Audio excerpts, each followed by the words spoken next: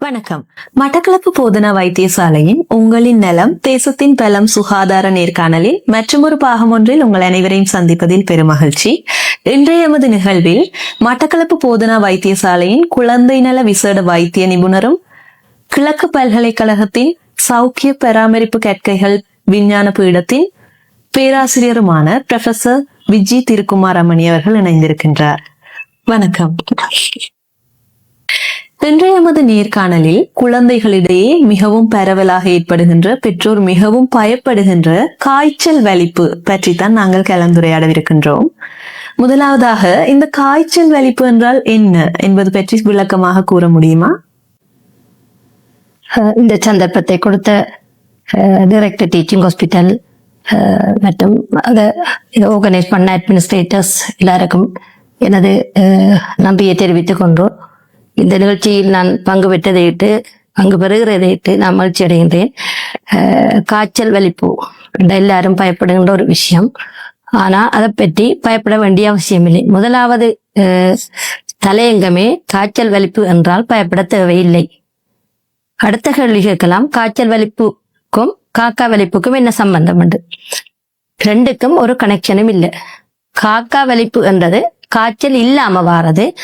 அது இன்னும் ஒரு சந்தர்ப்பத்தில் நாங்கள் அதை பற்றி விவரமாக பார்ப்போம். காய்ச்சல் வலிப்புன்றது காய்ச்சல் வரும்போதோ 6 மாதத்துக்கும் 6 வயதுக்கும் இடைப்பட்ட குழந்தைகளுக்கு வலிப்பு மாதிரி ஏற்படும். வலிப்பு என்று சொல்லும் போது சிலருக்கு அது பலவிதமாக ஏற்படலாம். சிலர் இப்படி பார்த்த மாதிரியே இருப்பாங்க, கண் அசைக்காம, அதுவும் வலிப்புத்தான். சிலர் கண் இமைய வெட்டி கொண்டிருப்பாங்க, சிலர் வாய் வெட்டி கொண்டிருப்பாங்க, சிலர் கைகாலை வெட்டுவாங்க. எந்த விதத்துல வந்தாலும் அது வலிப்புத்தான். சிலர் சொல்றது இப்படி வந்தால் சின்ன வலிப்பு, இது ஒரு பெரிய வலிப்பு, அப்படி ஒரு வித்தியாசம் இல்லை. எப்படித்தான் வந்தாலும் காய்ச்சல் வரக்குள்ள வந்தா அது வலிப்பு, காய்ச்சல் வலிப்பு என்று அழைக்கப்படும். அதே நேரத்துல இப்ப எல்லாரும் காய்ச்சல் வலிப்பு எங்கட பிள்ளைகள வளர்த்தி குறைஞ்சிடும். வளர்த்தி குறையாது. பிள்ளையின் உடல் வளர்ச்சியில எந்த மாற்றமும் ஏற்படாது. பிள்ளையின் இன்டெலிஜென்ட், அதாவது வலிப்பு ஏற்பட்டா பிள்ளையின் மூல குறைபாடு, பிள்ளை ஸ்கூல்ல படிக்காது, அப்படி ஒன்றுமே ஏற்படாது. பிள்ளை எதிர்காலத்துல என்னவா வர வேண்டும் என்று அந்த பிள்ளை தீர்மானிக்குதோ அது நடக்கும். பிள்ளை படிச்சு அது அந்த பாட்டுக்கு மற்ற நார்மலா காய்ச்சல் வலிப்பு வராத பிள்ளைகள் எப்படி வருகிறார்களோ அப்படி அவர்கள் வருவார்கள். அதுல எந்த சந்தேகமும் இல்லை. இதுல பொதுமக்கள் சரியாக தெளிவாக இருக்க வேண்டும். அடுத்தது, காய்ச்சல் வலிப்பு வருவது எப்படி? இப்ப காய்ச்சல் வந்த உடனே தான் வருமண்டி இல்லை. சிலருக்கு நீங்கள் காய்ச்சலை உணர முன்பே அந்த வலிப்பு வரலாம். அப்ப காய்ச்சலை உணர முன்பே வரலாமன்ற மீனிங் காய்ச்சல் உங்களுக்கு சின்னதாக இருக்கு. அதாவது சிலர் சொல்லுவாங்க ஹை ஃபீவர், அதாவது கூட காய்ச்சல் வரையக்குள்ளான் வலிப்பு வரும். அப்படி ஒன்று இல்லை. சில நேரம் நீங்க காய்ச்சலை உணர விரும்பி வலிப்பு வரும். அந்த நேரம் நீங்க ஹாஸ்பிட்டலுக்கு வரையக்குள்ள சொல்லுவீங்க காய்ச்சல் வரல எங்களுக்கு வலிப்பு. ஆனா அதுக்கு பிறகு பாத்தீங்கன்னா பிள்ளை காய்ச்சல் வரும். சோ காய்ச்சல் வலிப்பு காய்ச்சல் வரைக்குள்ளேயும் வரலாம், வராமலும் பிறகு காய்ச்சலோட வரலாம். நீங்க ஹாஸ்பிட்டலுக்கு பிள்ளைய கொண்டு வரக்குள்ள வரலாம். அடுத்தது, நாங்க இப்ப காய்ச்சல் வலிப்பு வந்த உடனே நாங்க என்ன செய்யறோம்?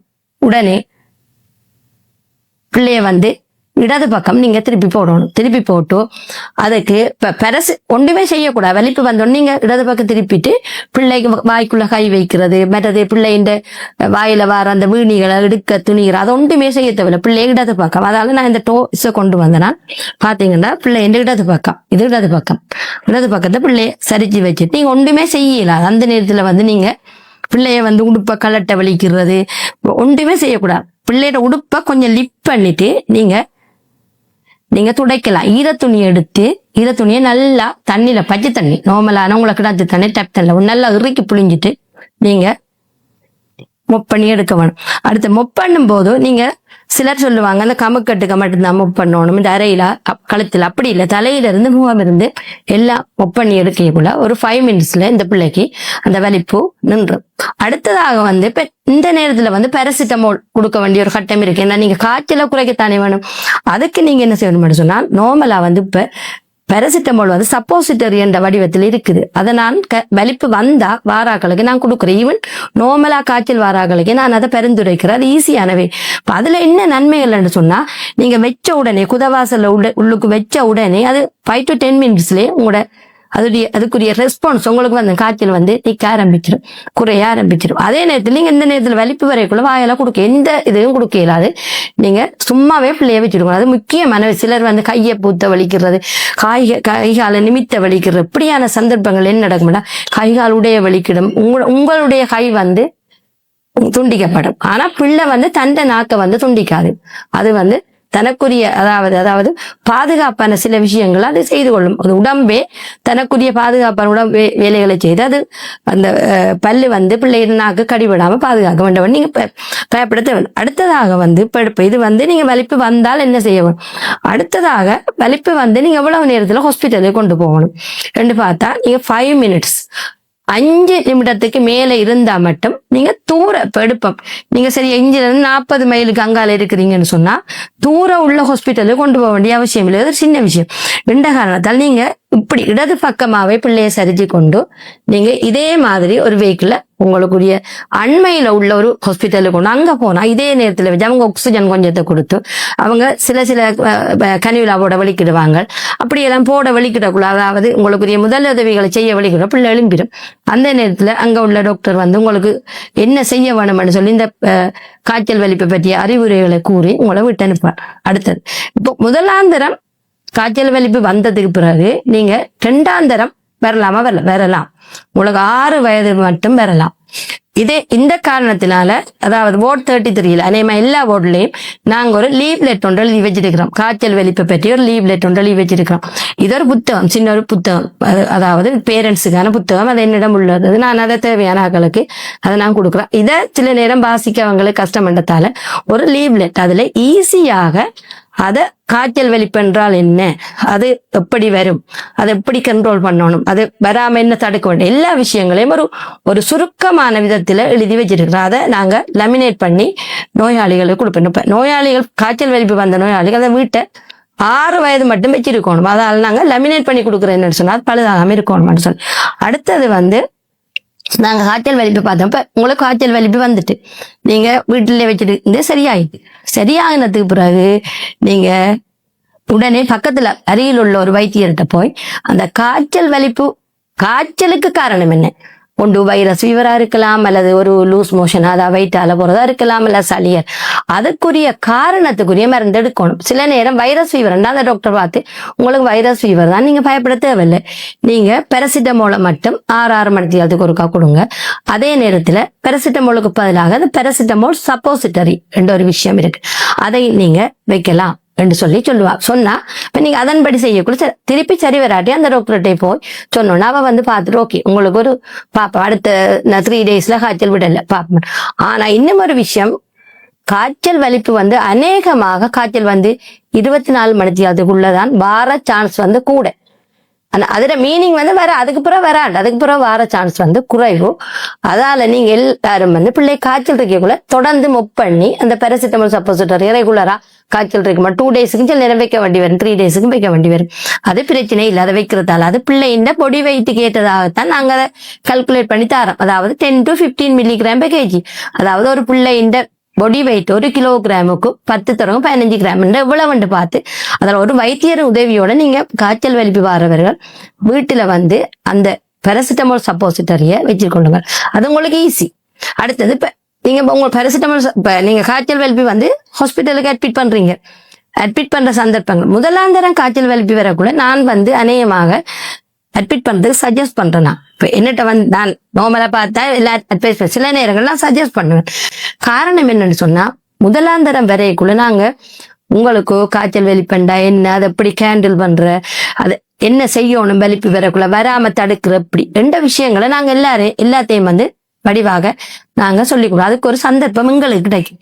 அதொன்று. 2வது வந்து சில நேரங்கள்ல வந்து காய்ச்சல் வலிப்பு மாதிரி சில வேற வருத்தங்கள் இருக்கும். அந்த வருத்தங்களையும் எங்களுக்கு கண்டுபிடிக்க கூடியதாக இருக்கு. அடுத்ததாக வந்து இப்ப காய்ச்சல் வலிப்பு வந்த பிள்ளை டிஸ்சார்ஜ் பண்ணி வீட்டை போயிட்டு பாக்கக்கூட உங்களுக்கு அடுத்த முறை ஒரு பயம் ஒன்று இருக்கும். ஐயோ காய்ச்சல் வலிப்பு அடுத்த முறை காய்ச்சல் வந்தா வலிப்பு வந்துருமா, வலிப்பு வந்தா அந்த பயம் உங்களுக்கு தேவையில்லை. நீங்க ஒரு தரம் வீட்டை வச்சு அதை நீங்க பிள்ளைய மேனேஜ் பண்ணிட்டீங்கன்னா உங்களுக்கு பயம் வராது. நான் அநேகமாக எல்லாருக்கும் ஒரு கான்ஃபிடென்டோட அனுப்புறாங்க. ஏன்னா நீங்க வீட்டை வச்சு செய்யலாம், பயப்பட. ஆனா இடது பக்கம் பிள்ளைய வச்சிருக்கணும். சோ காய்ச்சல் வந்துட்டு வீட்டு, ஆனா வலிப்பு வரல, உங்களுக்கு தெரியும் வலிப்பு வரலாம். அந்த காரணத்தால் நீங்க என்ன செய்யணும்னு சொன்னா, ஒரு துணி ஒன்று எடுத்து நல்லா இறுக்கி புளியணும், தண்ணி போடக்கூடாது. எடுத்து பிள்ளைய தொடர்ந்து மொப் பண்ணி கொண்டு பாராசிட்டமால் சப்போசிட்டரி அல்லது உங்களுக்கு அது கிடைக்காத விடுத்து பாராசிட்டமால், பிள்ளை வந்து வலிப்பில்லத்தானே, இப்ப காய்ச்சல் மட்டும் தானே வந்த நேரத்துல நீங்க கொடுத்து கொண்டிருக்கக்குள்ள நீங்க வந்து அந்த காய்ச்சல் வந்து விடும். அதுக்கப்புறம் நீங்க பக்கத்துல உள்ள ஒரு டாக்டர்கிட்ட காட்டி உங்களுடைய காய்ச்சலுக்குரிய மருந்து எடுத்துக்கொள்ளலாம். அடுத்தது இப்ப நீங்க அடுத்து சேர்க்கலாம், இந்த பிள்ளைய எப்படி தோல்ல தூக்கி போட்டுட்டு போறதால என்ன பிரச்சனை? ஏன் டாக்டர் நீங்க அப்படி சொல்றீங்க? என்ன பிரச்சனைன்னு சொன்னா, உங்களுக்கு காய்ச்சல் வலிப்பால பிள்ளைக்கு வலிப்பு வாரத்தால பிள்ளைக்கு ஒரு உயிரிழப்பும் ஏற்படாது. அது வலிப்பு முடிஞ்சது பிறகு பிள்ளை நார்மலான ஒரு பிள்ளையா போயிடும். ஆனால் நீங்க வலிப்பு வரைக்குள்ள பிள்ளைக்கு சுய நினைவில்லை. அப்ப உமிழ்நீர் எல்லாமே என்ன செய்ய விழுங்க இயலாத பிள்ளைன்ற வாய்க்குள்ள இருக்கு. இப்ப நீங்க இப்படி தூக்கி போட்டீங்கண்டா உடனே என்ன செய்யணும்டா, அந்த உமிழ்நீர் வந்து உங்களோட சுவாச குழாய்க்குள்ள போய் பிள்ளைக்கு உயிரிழப்பு ஏற்படலாம். இது ஒரு பயத்தாலதான் நாங்க வந்து பிள்ளைய வந்து இடது பக்கமே வச்சிருக்க வேணும். இடது பக்கமே நீங்க ஹாஸ்பிட்டல்ல போய்க்குள்ளேயும் கூட இடது பக்கம் கொண்டு போகணும்னு சொல்லி நாங்க சொல்றோம். அது ஒரு விஷயம். ரெண்டாவது, இப்ப பாப்பா நாங்க டிஸ்சார்ஜ் பண்ணி நீங்க வீட்டை போயிட்டீங்க. இப்ப பாராசிட்டமால் வந்து நீங்க இடது பக்கம் வச்சிருக்கீங்க, 6 மணி நேரத்தால இந்த காய்ச்சல் விடல என்று சொன்னா உங்களுக்கு பயம் என்று சொன்னா நீங்க ஹாஸ்பிட்டலையும் கொண்டு போகலாம், பக்கத்து டாக்டர்கிட்டையும் போய் அட்மிட். அதே நேரத்துல சிலர் கேட்கிறாங்க, டாக்டர் அந்த இன்னும் ஒரு மருந்து ஒன்று இருக்குது, ப்ரூஃபன் என்ற ஒரு மருந்து, அதாவது டைக்ளோஃபெனக் 2 வகையான மருந்து, அதை நாங்க பயன்படுத்தலாமான்ற ஒரு கேள்வி பரவலாக இருக்குது. இலங்கையில நாங்க அதை பயன்படுத்த ஒரு வைத்திய ஆலோசனை இல்லாம, ஸ்பெஷலா ஒரு வைத்திய நிபுணர் நான் ஃபீல் பண்றேன், உதவி இல்லாம நீங்க அதை ஸ்டார்ட் பண்றது வந்து புத்திசாலித்தனம் இல்லை. அதற்கு பல காரணங்கள் இருக்கு. ஒன்று வந்து அது வந்து ப்ரூஃபன் என்ற வடிவத்துல வாயால கொடுக்கறதும் பெறும், அதே நேரத்துல டைக்ளோஃபெனக் சப்போசிட்டரி குதவாசல வைக்கிறதும் பெறும். பாராசிட்டமால் இல்ல, அது குதவாசல வைக்கிற நிறைய மருந்துகள் இருக்கு. அப்ப நீங்க என்னன்னு சொன்னா, அப்ப எங்கட நாடு வந்து ஸ்பெஷலைஸ்ட் ப்ரொவின்ஸ் எடுத்தோம்னா கிழக்கு மாநிலத்துல எங்களுக்கு இது டெங்கு கூட. இப்ப டெங்கு இருக்கிறதால இந்த டைக்ளோஃபெனக்க வந்து டெங்கு வருத்தம், இந்த பிள்ளைக்கு வந்த காய்ச்சல் என்னன்னு எங்களுக்கு தெரியாதானே. சில டெங்குவா இருந்தா அது பிரச்சனை ஏற்படுத்து. அந்த காரணத்தால நாங்க வந்து வைக்க வேணாம்னு சொல்றோம், ஒரு காரணம். 2வது காரணம், சில பிள்ளைகளுக்கு அந்த டைக்ளோஃபெனக் ப்ரூஃபன் வந்து அலர்ஜி. 2வது. 3வது காரணம் வந்து சில நேரங்கள்ல நாங்க இத என்ன சொல்லுங்க, பாராசிட்டமால வச்சுட்டோம், ப்ரூஃபனை வச்சுட்டோம், இப்படியே நாங்க வச்சு பழகிட்டோம்டா, அப்புறம் அடுத்த முறை வரைக்கும் ஓகே நாங்க அதை வச்சா சரி வந்திருந்தானே என்ற ஒரு கான்ஃபிடன்ஸ் உங்களுக்கு வந்துடும். அது 3. அடுத்து 4வது, சில வருத்தங்கள், சில பிள்ளை 2 விதம் 3 ஆஸ்மா வருத்தம் இருக்கிறார்கள். சில வருத்தம் இருக்கிறார்களுக்கு இந்த டைக்ளோஃபெனக் அதாவது ப்ரூஃபன் கொடுக்க கூடாது. அப்படியான பிள்ளைகளுக்கு வச்ச உடனே நீங்க மூச்சு கஷ்டம் ஏற்பட்டு பிள்ளைகளுக்கு வீட்டிலே இறப்புகள் ஏற்படலாம். இந்த 4 காரணங்களால நீங்க அதை வைக்கிறத தவிர்த்துக் கொள்ளுங்க. வைத்திய ஆலோசனையோட அதை நீங்க செய்யலாம், உங்களுக்கு விருப்பம் உண்டு. அப்ப நீங்க ஒரு வைத்திய உதவி நாடணும். அடுத்தது வந்து முதலாந்தரம் நீங்க ஹாஸ்பிட்டலுக்கு கொண்டு போறீங்க, காய்ச்சல் வலிப்பு வந்து ஹாஸ்பிட்டலுக்கு கொண்டு போனோம்னு சில நேரங்களில் எங்களுக்கு அது காய்ச்சல் வலிப்பு இல்லையான்ற ஒரு சந்தேகம் சில நேரம் வரலாம். டாக்டர்ஸுக்கு வந்தா அந்த நேரத்துல சில நேரம் இவங்க சொல்லுவாங்க, காய்ச்சல் எங்களுக்கு ஒரு சந்தேகம் ஒன்று இருக்குது. அநேகமா ஃபேமிலியில இருக்கும், அப்பாட ஃபேமிலியோ அம்மாட ஃபேமிலியில யாருக்காவது இந்த வலிப்பு வந்து சில நேரங்கள் அந்த வலிப்பு வந்து இவங்க சொல்லுவாங்க குளிரண்டு. பழைய காலத்துல அதை குளிர் வந்தண்டு சொல்றவங்க. அப்படி ஒரு வேர்டால யூஸ் பண்ணுவாங்க. சில நேரம் பிள்ளை வந்து சும்மா அசைஞ்சிட்டு விடுறது ஒரு மூமெண்ட், அது வலிப்பு இல்லைன்னு சொல்லி. இப்ப வலிப்பண்டா சில நேரம் இப்படி இழுத்தா தான் வலிப்பு, அப்படி இல்லை. வலிப்பண்டா அது எந்த விதமாகவும் வரலாம். நான் சொன்னேன், சில நேரம் பிள்ளையை பாத்தீங்கன்னா அப்படி பார்த்த மாதிரி இருக்கும், உணர்வு இல்லை. அம்மா சில நேரம் பாலை கொடுத்தாலும் பிள்ளை குடிக்காது, சில நேரம் கண் அசைவு, சில நேரம் வாய் வந்து வெட்டும், அப்படி சில நேரம் பிள்ளை அப்படி இறுகின மாதிரி இருக்கு, சில நேரம் இப்படி இழுக்கும், அப்படி பல விதம். அது அந்த விதம்னு சொல்லல. இப்ப பேரண்ட்ஸ் வந்து முதலும் வந்திருக்கும், அதை சில நேரம் காய்ச்சல் வெளிப்படும். சரி, அப்படியான ஒரு சந்தேகம் ஏற்படுற நேரத்துல நாங்க வந்து கட்டாயம் ஒரு எல்பிஎன் அதாவது லம்பா பங்க்ஷன் ஒன்று அதையும் செய்கிறது. அது என்னத்துக்காக செய்யறது? சிலர் வந்து பயப்படுறவங்க. அது என்ன, சில நேரம் அந்த மூளைக்காய்ச்சல் ஒரு வகையான அதை சொல்றேன் மெனிஞ்சைட்டிஸ். அந்த மெனிஞ்சைட்டிஸுக்கும் உங்களுக்கு காய்ச்சலோட வலிப்பு, அதுவும் காய்ச்சல் வலிப்புன்னு சேர்ந்துதான் வரும். இப்ப எங்களுக்கு முதல் தரம் உங்களுக்கு வலிப்பு வரையக்குள்ள அது காய்ச்சல் வலிப்பா அதாவது அல்லது இந்த மூளைக்காய்ச்சலால வந்த வலிப்பாண்டு சில நேரம் எங்களுக்கு அதை பிரித்து பார்க்க கஷ்டமா இருக்கும். அந்த ஒரு சூழ்நிலையில அதாவது பேஷண்ட பெட்டர்மெண்ட், அதாவது நோயாளியின் நன்மை கருதி, ஃபார் எக்ஸாம்பிள் நாங்க இப்ப காய்ச்சல், அதான் மூளைக்காய்ச்சல நாங்க காய்ச்சல் வலிப்புத்தான்னு சொல்லி அநேகமா டயக்னோஸ் பண்ணிடுவேன். 99% டயக்னோஸ் பண்ணிடுவேன். 1% எங்களுக்கும் அதுல ஒரு சந்தேகம் வரலாம். அந்த காலத்துல நாங்க இப்ப சந்தேகத்துல பேஷண்ட வீட்டு அனுப்பினா அது மூளைக்காய்ச்சலா இருந்தா அது பெரிய பாரதூரமான ஒரு விளைவை கொண்டு வரும்.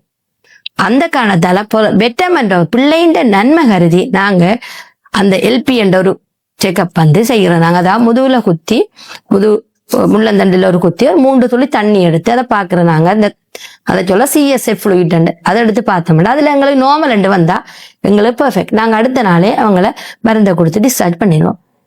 அதே நேரத்துல சில நேரம் எங்களுக்கு அது நார்மல், பிள்ளைக்கு காய்ச்சல் தொடர்ந்து போகுதுன்னு சொன்னா காய்ச்சலுக்குரிய வேற காரணங்களா இருக்கலாம். வயிற்றால போறதா இருக்கலாம், தொண்டைப்பூ வீங்கினதா இருக்கலாம், அது டொன்சிலைட்டிஸ் பலவித காரணங்கள் இருக்கு. சில நேரம் டெங்குவாவும் இருக்கலாம் முதல் காய்ச்சலுக்குரிய காரணம். இப்ப அதுக்குரிய சிகிச்சைகளை நாங்க சேர்ந்த அந்த பிள்ளையை நாங்க பாதுகாப்பாக வீட்டை அனுப்புவோம். அது இது அதே நேரத்துல சில நேரங்கள்ல சிலர் இப்ப காய்ச்சல் வலிப்பு வந்த உடனே சிலர் நீங்க இஇஜி என்ற தலைப்பட்டி எடுக்கிறேன்னு சொல்லுவாங்க. தலைப்பட்டி என்று எடுத்தோம்னு சொன்னா அந்த இஇஜி அது காக்கா வலிப்புக்கு தான் நாங்க எடுக்கிறேன். அதாவது காய்ச்சல் இல்லாம வார வலிப்பு காக்கா வலிப்பு அது பரம்பரையில இருக்கு. அதுக்கு இஇஜி செக்அப் நாங்க கட்டாயம் செய்வோம்.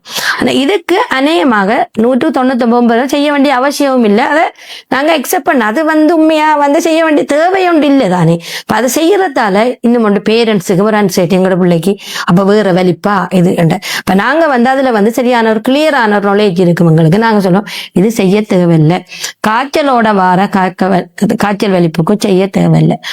அடுத்தது இன்னும் ஒரு பிரச்சனை ஒன்று இருக்கு. சிலர் வலிப்பு கூட நேரம் அநேகமா 5 மினிட்ஸை விட 10 மினிட் 20 மினிட்ஸ் சில நேரம் அப்படியும் இருக்கலாம். அதுவும் காய்ச்சல் வலிப்பு தான். அப்படி வரையக்குள்ள எங்களுக்கு ஒரு சந்தேகம் சிலர் சிடி ஸ்கேன் செய்யணும்னு சொல்லுவாங்க. என்ன பொறுத்தமல்ல அப்படி செய்யறதும் அது பெருசா ஒரு நல்லது இல்லை. ஏன் சிடி ஸ்கேன் ஏன் செய்யணும்? சிடி ஸ்கேன் செய்யறதால என்ன பிரச்சனை வருமாண்டா, பிள்ளைக்கு ரேடியேஷன் தேவையில்லாம ஒரு காய்ச்சல் வலிப்புக்கு வர பிள்ளைய நாங்க சிடி ஸ்கேன் செய்யறதுக்கு உள்வாங்க கூடாது. அதால நாங்க சிடி ஸ்கேன் அநேகமா 99% டாக்டர் சிடி ஸ்கேன் செய்ய மாட்டாங்க, அதை அக்செப்ட் பண்ணவே மாட்டாங்க. அது பேரண்ட்ஸ் நீங்க அதை தெரிஞ்சிருக்கணும். ஏன்னா அடுத்த பேரண்ட்ஸே சில நேரம் வலிப்பு எங்களுக்கு அந்த தலைப்பட்டி எடுங்க டாக்டர் எடுத்துட்டேன் நாங்கன்னு கொண்டு வருவாங்க. எடுத்து தலைப்பட்டி எடுக்கிறதால பிரச்சனை இல்லை, ஆனா தேவையில்லாத செக்கப்பை நாங்க செய்ய வேண்டிய அவசியம் இல்லை. ஆனா சிடி ஸ்கேனை நீங்களும் கேட்க கூடாது, உங்களுக்கு தெரிஞ்சிருக்கணும் சிடி ஸ்கேன் செய்யக்கூடாதுன்றது. சில நேரத்துல ஹாஸ்பிட்டல்ல நாங்க வேற வியாதி, அந்த மூளைக்காய்ச்சல்ல வேற டைப்புகளும் இருக்குது. அப்படியான ஒரு வருத்தத்தை நாங்க யோசிச்சு சில நேரம் அதை கன்சல்டன், அதாவது அந்த போர்டில் அட்மிட் பண்ணது ஒரு கன்சல்டன் நீங்க இதை செய்தா நல்லமா என்று சொன்னா நீங்க அதை யோசிச்சு பார்த்து அதை இது செய்து நீங்க அதை நாங்க டிஸ்கஸ் பண்ணுவோம் உங்களோட இதான் காரணத்தாங்க அந்த நேரத்துல நீங்க அக்செப்ட் பண்ணலாம். மற்றபடி காய்ச்சல் வலிப்புன்ற அந்த ஒரு வலிப்புக்கும் நீங்க அது வாரத்தால பிள்ளைக்கு ஒரு பிரச்சனையும் இல்லை, உடல் ரீதியாகவும் பிரச்சனை, உள ரீதியாகவும் பிரச்சனை இல்லை, மற்றது பிள்ளையின் மூளை அதாவது இன்டெலிஜென்ட் ரீதியாகவும் பிரச்சனை இல்லை. ரெண்டபடியா நீங்க அதுக்கு இஇஜி செக்கப்போ சிடி ஸ்கேனோ செய்ய வேண்டிய அவசியம் இல்லை. நீங்க அதை போய் கேட்காதீங்க. சிலர் போய் கேட்கறதா இவங்ககிட்ட செய்து விடுங்க டாக்டர் அப்படி செய்ய கேட்காதீங்க. ரெண்டாவது அது உண்மையா ஒரு அன்னெசரி தேவையில்லாத இன்வெஸ்டிகேஷன், அது பிள்ளைக்கு காம். அந்த சிடி ஸ்கேன் செய்யறதால ஒரு தீமை பிள்ளைக்கு, அதால அதுகளை செய்யறத நாங்க தவிர்த்துக் கொள்றது நல்ல. இன்றைய நேர்காணலில் காய்ச்சல் வலிப்பு என்றால் என்ன, எவ்வாறு அதை இனம் காண்பது, வீட்டிலிருந்து வைத்தியசாலை வரும் வரையிலான முதல் உதவி என்ன, காய்ச்சல் வலிப்பின் போது என்ன செய்ய வேண்டும், என்ன செய்யக்கூடாது, எல்பி, இஇஜி, சிசிடி, சிடி என்பன தேவையா அல்லது அவற்றின் பயன்பாடு இதில் என்ன முழு விளக்கத்தையும் இன்று நமக்கு அழகாக வழங்கி இருந்தார் மட்டக்களப்பு போதனா வைத்தியசாலையின் குழந்தை நல விசேட வைத்திய நிபுணர் மற்றும் கிழக்கு பல்கலைக்கழகத்தின் சௌக்கிய பராமரிப்பு கற்கைகள் விஞ்ஞான பீடத்தின் பேராசிரியருமாகிய டாக்டர் விஜி திருக்குமார் அம்மணி அவர்கள். நிகழ்விலிருந்து விடைபெறுகின்றோம். நன்றி.